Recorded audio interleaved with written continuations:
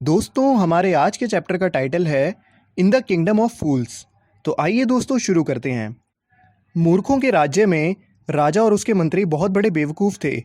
दूसरे राजाओं की तरह वे राज्य नहीं चलाते थे। अतः उन्होंने रात को दिन में और दिन को रात में बदलने का निर्णय लिया। उन्होंने आज्ञा दी कि प्रत्येक व्यक्ति रात में जागेगा, खेतों में हल चलाएगा और केवल अंधेरे के बाद ही अपना कार्य करेगा। लोग सोने के लिए तब जाएंगे जब सूर्य उदय होगा। जो भी इसका उल्लंघन करेगा उसे मृत्यु दंड दिया जाएगा। राजा और उसके मंत्री अपनी इस योजना से खुश थे। एक दिन एक गुरु और उसका शिष्य शहर में आए। वह शहर बहुत सुंदर था। दिन का समय था। कोई भी शहर में दिखाई नहीं दे रहा था। सभी सोए हुए थे। यहाँ तक कि एक चूहे की हलचल भी नहीं थी। दोनों व्यक्ति, गुरु और चेला, उन्होंने आसपास जो कुछ देखा उन्हें बहुत आश्चर्य हुआ। वे शाम तक शहर में घूमते रहे, जब अचानक सारा शहर जाग गया और रात्रि में अपने कार्य करने के लिए चला गया। वह दोनों भूख से व्याकुल थे। अब क्योंकि दुकानें खुल चुकी थी तो उन्होंने कुछ खाने पीने का सामान खरीदने का निर्णय लिया। उन्हें ये देखकर हैरानी हुई कि हर वस्तु की कीमत एक समान थी, यानी एक डुड्डू। चाहे वो चावल की मात्रा लें या फिर केलों का गुच्छा, सबकी कीमत एक डुड्डू थी। गुरु और चेले दोनों प्रसन्न हुए, क्योंकि इससे पहले उन्होंने ऐसी चीज़ कभी नहीं सुनी थी। वह सभी भोजन केवल 1 रुपये में प्राप्त कर सकते थे। जब उन्होंने भोजन बनाया और खा लिया, गुरुजी ने अनुमान लगाया कि यह राज्य तो मूर्खों का राज्य है और उनके लिए यहाँ ज़्यादा देर ठहरना उचित नहीं है। उन्होंने अपने शिष्य से कहा, यह स्थान हमारे लिए नहीं है, आओ चलें। लेकिन शिष्य उस स्थान से नहीं जाना चाहता था, क्योंकि प्रत्येक वस्तु सस्ती थी। जो वह चाहता था, अच्छा तथा सस्ता भोजन, वो उसे मिल रहा था। गुरुजी ने कहा, ये सभी मूर्ख हैं, तुम नहीं कह सकते कि ये आगे तुम्हारे साथ क्या कर दें। लेकिन शिष्य ने गुरुजी की बुद्धिमत्तापूर्ण बात नहीं सुनी। वह वहाँ रुकना चाहता था। गुरुजी ने अंत में वह स्थान छोड़ दिया और कहा, तुम जो चाहते हो करो, मैं तो जा रहा हूँ। शिष्य वहीं रह गया। प्रतिदिन वह अपनी भूख मिटाने हेतु केले, चावल, घी, अनाज खाए जा रहा था और थोड़े ही दिनों में वह बैल की तरह मोटा हो गया था। एक दिन एक धनी व्यापारी के घर में एक चोर ने सेंध लगाई। उसने दीवार में सुराख बनाया और चुपचाप अंदर चला गया। जैसे ही वह लूट का माल लेकर भाग रहा था, पुराने घर की दीवार उसके सिर पर गिर गई और वह उसी स्थान पर ही मर गया। उसका भाई राजा के पास गया और शिकायत की, महाराज, जब मेरा भाई अपने प्राचीन व्यवसाय को कर रहा था, एक दीवार उसके सिर पर गिर गई और उससे उसकी मृत्यु हो गई। इसके लिए यह व्यापारी जिम्मेदार है। इसे मजबूत दीवार बनानी चाहिए थी। आप इसे इस गलत कार्य हेतु दंड दें और उस अन्याय के कारण परिवार की क्षतिपूर्ति दें। राजा ने कहा, चिंता ना करें, न्याय किया जाएगा, और एकदम घर के स्वामी को बुलवा भेज दिया। जब व्यापारी आया तो राजा ने प्रश्न किया, तुम्हारा नाम क्या है? तो उसने बोला, श्रीमान जी, यह मृत व्यक्ति ने जब तुम्हारे घर में सेंध लगाई थी, क्या तुम घर में थे? उसने कहा, हाँ श्रीमान जी। वह अंदर आया और दीवार कमज़ोर थी और उसके ऊपर गिर गई।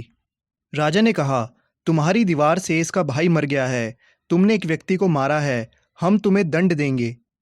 बेचारा व्यापारी क्या करता। उसने बोला, श्रीमान जी, मैंने दीवार नहीं बनाई, ये तो उस व्यक्ति का दोष है जिसने इसे बनाया। उसने उसे ठीक से नहीं बनाया, आपको उसे दंड देना चाहिए।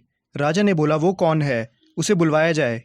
श्रीमान, ये दीवार मेरे पिताजी के समय में बनी थी, मैं उस व्यक्ति को जानता हूँ। अब वह एक वृद्ध व्यक्ति है, वह निकट ही रहता है। राजा ने उस दीवार बनाने वाले व्यक्ति को लाने के लिए अपने दूत भेजे। वह उसका हाथ पैर बांधकर उसे ले आए। राजा ने कहा, तुमने यहाँ इनके पिता के समय दीवार बनाई थी? उसने बोला, हाँ श्रीमान जी, मैंने बनाई थी। ये किस प्रकार की दीवार बनाई तुमने? एक गरीब व्यक्ति के ऊपर वह दीवार गिर गई है और वह मर गया है, तुमने उसकी हत्या की है, हम तुम्हें मृत्यु दंड देंगे। इससे पहले कि राजा फांसी की आज्ञा देता, मिस्त्री ने प्रार्थना की, श्रीमान जी, आज्ञा देने से पहले मेरी प्रार्थना सुन लें। यह सत्य है कि मैंने उस दीवार को बनाया और ये ठीक नहीं बनी, क्योंकि मेरा मन उस समय दीवार पर नहीं था। मुझे बहुत अच्छी तरह याद है कि नृत्य करने वाली एक लड़की उस गली में पाजेब की ध्वनि के साथ बार बार ऊपर नीचे आ जा रही थी, जिसके कारण मैं उस दीवार पर आंखें और दिमाग नहीं लगा पाया। आपको उस नृत्य करने वाली लड़की को बुलाना चाहिए, मुझे मालूम है कि वह कहाँ रहती है। राजा ने कहा, तुम ठीक कहते हो, मामला गंभीर हो चुका है, हमें इसे अवश्य देखना है। ऐसे पेचीदा मामलों पर निर्णय करना कुछ आसान नहीं होता। हमें उस नृत्यांगना को ढूंढना है, जहाँ कहीं भी वह हो। नृत्यांगना, जो अब वृद्ध स्त्री हो चुकी थी, कांपते हुए राजा के सामने उपस्थित हुई।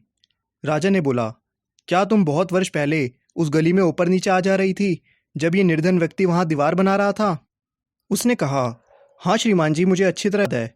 अच्छा, तो तुम ऊपर नीचे अपनी पाजेब की ध्वनि के साथ आ जा रही थी। तुम जवान थी और तुमने उसे अपनी ओर खींचा, अतः उसने गलत दीवार बनाई। यह गरीब सेंधमार पर गिर गई और इससे वह बेचारा मर गया। तुमने एक निर्दोष व्यक्ति की हत्या कर दी है, तुम्हें इसके लिए दंड मिलेगा। उसने क्षण भर विचार किया और कहा, श्रीमान जी थोड़ा ठहरिए, मैं जानती हूँ मैं उस गली से ऊपर नीचे आ जा रही थी। मैंने सुनार को अपने गहने बनाने के लिए सोना दिया था, वह दुष्ट कार्य में ढीला था। उसने गहने बनाने के लिए बहुत बहाने बनाए। उसने मुझे अपने घर पर दर्जनों बार ऊपर नीचे गहनों का पता करने हेतु बुलाया। ये तब की बात है जब इस मिस्त्री ने मुझे देखा। श्रीमान जी, इसमें मेरा कोई दोष नहीं है, ये तो उस दुष्ट सुनार का दोष है। राजा ने कहा, बेचारी ये गरीब बिल्कुल ठीक कहती है। अंत में हमने वास्तविक अपराधी को ढूंढ ही निकाला है। जल्दी से उस सुनार को ले आओ, जहाँ कहीं भी वह छिपा हो। राजा की अदालत के कर्मचारी सुनार को ढूंढ लाए, जो अपनी दुकान के कोने में छिपा बैठा था।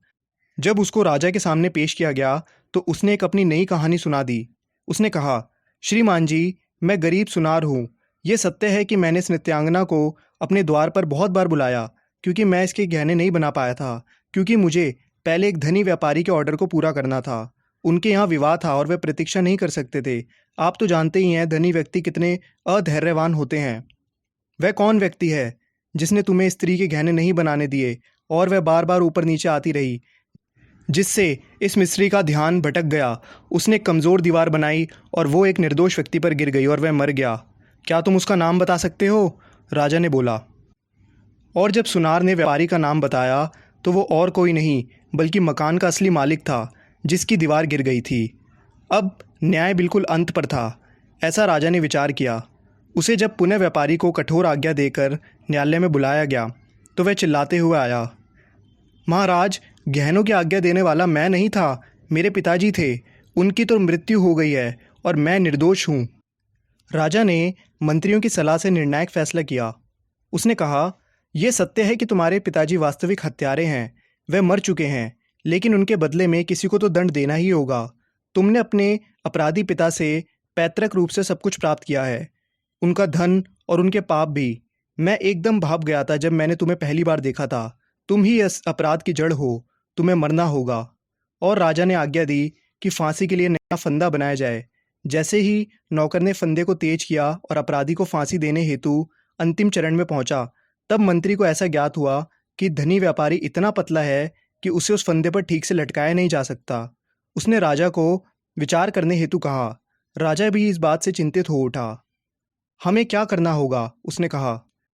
उसके दिमाग में ये बात आई कि हमें एक ऐसे व्यक्ति को ढूंढना होगा जिसका गला इस फंदे के मुताबिक ठीक बैठ जाए। नौकर अतिशीघ्र पूरे शहर में फंदे के मुताबिक ठीक बैठने वाले व्यक्ति को ढूंढने गए। उनकी दृष्टि उसी शिष्य पर गई जो बहुत महीने से केले, चावल, अनाज और घी खा खाकर मोटा हो गया था। उसने बोला, मैंने क्या गलत कार्य किया है? मैं निर्दोष हूँ, मैं सन्यासी हूँ, वह चिल्लाया। राज दरबारियों ने बोला, यह सत्य हो सकता है, लेकिन ये शाही फरमान है कि हमें ऐसे मोटे व्यक्ति को ढूंढना है जो फंदे के अनुसार हो। उन्होंने कहा और उसे फांसी वाले स्थान पर ले गए। उसने अपने बुद्धिमान गुरुजी के शब्दों को याद किया कि ये मूर्खों का शहर है, तुम नहीं जानते कि वह तुम्हारे साथ कब क्या कर बैठेंगे। जब वह अपनी मृत्यु की प्रतीक्षा कर रहा था तो मन ही मन उसने अपने गुरु से प्रार्थना की कि वह जहाँ कहीं भी हैं उसके दर्द को सुने। गुरुजी घट-घट व्यापी थे, उनके पास जादुई शक्तियाँ थीं, वह दूरदर्शी भी थे। वह अपने अनुयायी को बचाने के लिए एकदम आ गए, जिसने भोजन की भूख के कारण अपने आप को ऐसे दलदल में डाल दिया था। जैसे ही गुरुजी वहाँ पहुँचे, उन्होंने अपने शिष्य को लताड़ा और उसके कान में कुछ बातें कहीं। तब वह राजा के पास गए और उन्हें संबोधित करते हुए कहा, राजाओं के बुद्धिमान राजा, मुझे बताइए कौन बड़ा है, गुरु या शिष्य? राजा ने कहा, निसंदेह गुरु बड़ा है, इसमें तो कोई शक की बात है ही नहीं, लेकिन आप ऐसा क्यों पूछ रहे हैं? गुरु ने कहा, तो फिर मुझे पहले फंदे पर लटकाओ, पहले मुझे मृत्युदंड दो, उसे नहीं। जब शिष्य ने यह सुना वह समझ गया और शोर मचाने लगा, नहीं, पहले मुझे मृत्युदंड दो, ना कि उसे। गुरु और शिष्य इस बात पर झगड़ने लगे कि पहले हमें जाना है। राजा इस व्यवहार से हैरान हो गया। उसने गुरु से कहा, लेकिन तुम क्यों मरना चाहते हो? हमने उसे इसीलिए चुना है क्योंकि हमें फंदे के लिए मोटा व्यक्ति चाहिए। आप मुझसे ऐसे प्रश्न ना पूछिए, गुरु ने कहा। पहले आप मुझे मृत्युदंड दें। राजा ने कहा, क्यों? इसमें क्या कोई रहस्य की बात है? एक बुद्धिमान व्यक्ति के नाते कृपया करके मुझे समझाइए। गुरुजी ने कहा, यदि मैं आपको बताता हूँ तो क्या आप मुझे मृत्युदंड देने की प्रतिज्ञा करेंगे? राजा ने उससे दृढ़ प्रतिज्ञा की। गुरुजी ने कहा, क्या आप जानते हैं कि हम दोनों इसी समय क्यों मरना चाहते हैं? हम सारा संसार घूम चुके हैं, हमने ऐसा कोई शहर नहीं देखा और ना ही आप जैसा राजा देखा है। वह फंदा न्याय देवता का फंदा है। यह नया न्याय का फंदा है। इस नए फंदे में पहले कोई भी अपराधी फांसी नहीं लटकाया गया है। जो पहले मरेगा वो दोबारा जन्म लेकर इस राज्य का राजा बनेगा और फिर जो उसके बाद मरेगा वह मंत्री बनेगा। हम अपने सन्यासी जीवन से ऊब चुके हैं। यह हमारे लिए अच्छा होगा कि हम राजा और मंत्री के रूप में कुछ समय आनंद लें। अब आप अपना प्रण पूरा करें श्रीमान और हमें मृत्युदंड दें, लेकिन याद रखें कि मुझे पहले। राजा अब गंभीर सोच में पड़ गया। वह पुनर्जन्म के पश्चात के राज्य किसी और को देकर खोना नहीं चाहता था। उसने समय मांगा और अगले दिन तक फांसी को स्थगित कर दिया और अपने मंत्री को रात में गुप्त तरीके से बुलवाया। यह हमारे लिए ठीक नहीं कि अगले जन्म में हम राज्य किसी और को दे दें। उसने मंत्री से कहा, आओ हम समय फांसी के फंदे पर चढ़ें। हमारा राजा और मंत्री के रूप में पुनर्जन्म होगा। पवित्र व्यक्ति यानी सन्यासी झूठ नहीं बोलते, उसने कहा, और मंत्री भी इस बात से सहमत हो गया। अतः उन्होंने फांसी देने वालों से कहा, हम आज रात में अपराधी को भेजेंगे। जब आपके पास पहला व्यक्ति आए तो उसे पहले फांसी देना और इसी प्रकार दूसरे के साथ ऐसा करना। ये मेरा आदेश है और याद रहे इसमें कोई गलती ना हो।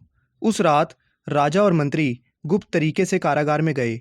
वहाँ गुरुजी और शिष्य को उन्होंने मुक्त करवा दिया। राजा और मंत्री ने फिर वेश बदल लिया। राजा गुरु के वेश में और मंत्री शिष्य के वेश में फांसी के तख्ते पर गया। वहाँ पर जैसा कि आदेश था, सबसे पहले राजा को फांसी पर ले जाया गया और शीघ्रता से फांसी पर लटका दिया गया और उसके बाद उसके मंत्री को लटका दिया गया। जब शव नीचे कौवे और गिद्धों को डालने के लिए लाए गए तो लोगों में डर छा गया। उन्होंने अपने सम्मुख राजा और मंत्री के शव को देखा। पूरा राज्य असमंजस में पड़ गया। रात्रि में उन्होंने शोक प्रकट किया और राज्य के भविष्य के बारे में विचार विमर्श किया।